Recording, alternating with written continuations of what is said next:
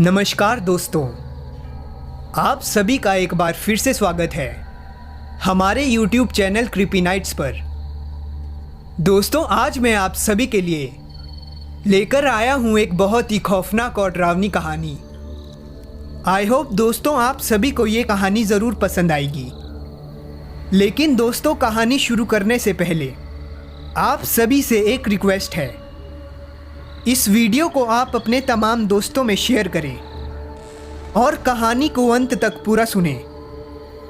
और दोस्तों, अगर आपके पास भी कोई हॉरर स्टोरी है तो हमारे साथ शेयर करें।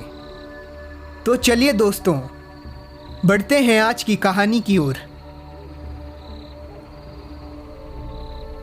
रात के करीब 2:30 बज रहे होंगे। नाइट शिफ्ट करने के बाद मैं पैदल ऑफिस से घर की ओर लौट रहा था।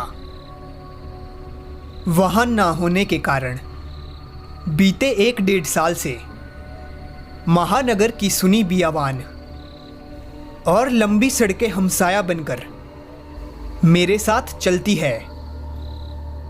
बाप रे, इतनी लंबी लंबी और भूतिया सड़कें खत्म होने का नाम ही नहीं लेती, बस चलती रहती है, रुकने का नाम ही नहीं लेती। कहीं ऐसे घनघोर अंधेरे के पैर कहाँ पड़ रहे हैं पता ही ना चले, तो कहीं खंभों की लाइट से फूटते सफ़ेद झिलमिलाते प्रकाश में नहाती सड़कों की खूबसूरती देखते ही बनती है। रोज़ाना का रूटीन होने के कारण अब इन सुनी और अंधेरी सड़कों से डर नहीं लगता। इन्हीं सुनी और बियावान रास्तों पर दिन भर इतना हैवी ट्रैफिक और चहल पहल रहती है कि एक कदम पैदल चलना भी दूभर हो जाए। मई की बेरहम गर्मी और माथे से गिरता हुआ पसीना, और ऐसे में अचानक हल्की हल्की ठंडी चलने लगे। माथे के पसीने से टकराती ठंडी हवा कितनी शीतलता प्रदान करती है। ऐसे में कौन बेवकूफ़ होगा जिसका मन गुनगुनाने को नहीं करेगा। गुनगुनाता हुआ मैं आगे बढ़ ही रहा था कि अचानक आंखें एक जगह पर जाकर टिटक गई। सड़क किनारे एक सभ्य सी अधेड़ महिला खड़ी दिखाई दी। करीब 100-125 फीट की दूरी रही होगी।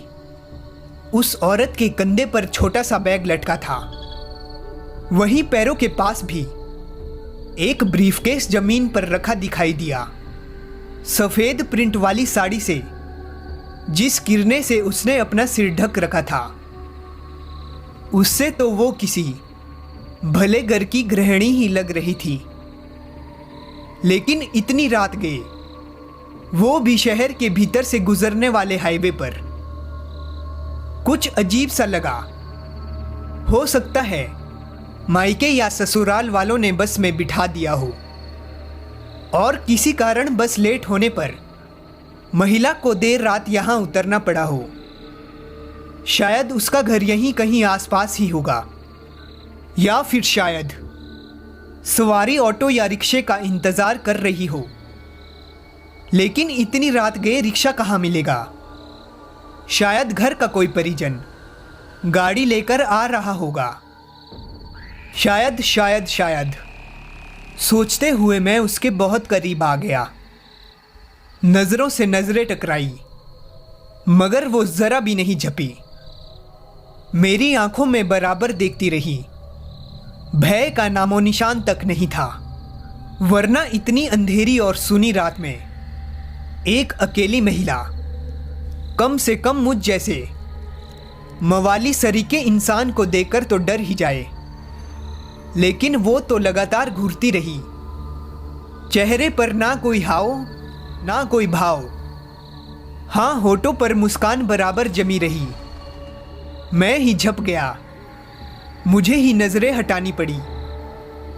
मैं मन ही मन सोचने लगा, कहीं ऐसी वैसी तो नहीं। फिर एकदम से सिर झटक दिया। होगी कोई, मुझे क्या लेना देना। मैं तेजी से कदम बढ़ाता हुआ उस अनजान महिला को क्रॉस कर गया। अनजाने डर और शर्म के मारे मैंने फिर पलट कर नहीं देखा। ना जाने वो क्या सोच बैठे। चलते चलते मैं दूसरी सड़क पर आ पहुंचा। अब वो सड़क और महिला पूरी तरह से ओझल हो चुकी थी। मैं मन ही मन सोचने लगा था, कहीं वो औरत कोई भूत वूत तो नहीं थी। थोड़ी देर पहले भला लगने वाला रास्ता अब भयभीत करने लगा था। मैं जल्द से जल्द अपने घर पहुंच जाना चाहता था। इसी तारतम्य में चाल में गजब की तेजी आ गई और बड़े बड़े डग भरने लगा। करीब पौना किलोमीटर ही चला था कि अचानक मुंह से चीख सी निकल गई, क्योंकि वो महिला करीब 100 गज दूर सामने सड़क किनारे ठीक उसी ढंग से खड़ी दिखाई दी। कंधे पर बैग और जमीन पर ब्रीफकेस। मैं मन ही मन सोचने लगा, ये कब यहां आ गई? एक ही रास्ता तो है। ना कोई गाड़ी निकली और ना ही वो पैदल दौड़ती हुई मुझसे आगे निकल गई। मेरा पूरा शरीर डर के मारे पसीने से तरपतर हो गया। मुझे लगा कि आज की रात आखिरी रात है। वो भूतिया औरत कुछ देर में मुझे चबा चबा कर खा जाएगी। मैं वहां से बहुत तेजी से भागा। इतनी तेज कि पता ही नहीं चला कि वो औरत कब पीछे रह गई। मैं वहां से भागता रहा और भागते भागते सीधे घर पर जाकर ही रुका। मेरी सांसें बहुत तेजी से चल रही थी। घर के बाहर ही कुछ पल खड़ा रहकर अपनी सांसों पर कंट्रोल किया। अगले दिन शाम करीब 5 बजे ऑफिस पहुंच गया। एक बुजुर्ग कर्मचारी को रात की घटना के बारे में बताया। फिर वो बुजुर्ग कर्मचारी हंसते हुए बोले, अरे कहीं बूचड़ खाने के पास की बात तो नहीं कर रहा?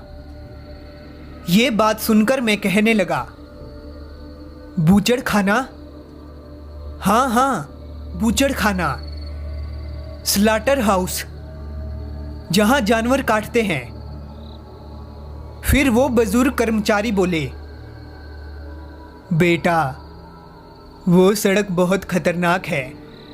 बहुत हादसे होते हैं वहाँ। तेज रफ्तार बड़ी गाड़ियों ने बहुत सारे लोगों को कुचला है। सुना है कि कई साल एक बस का इंतज़ार कर रही एक औरत को भी एक ट्रक ने रौंद डाला था। तुझे ही नहीं, बहुत सारे लोगों को दिख चुकी है।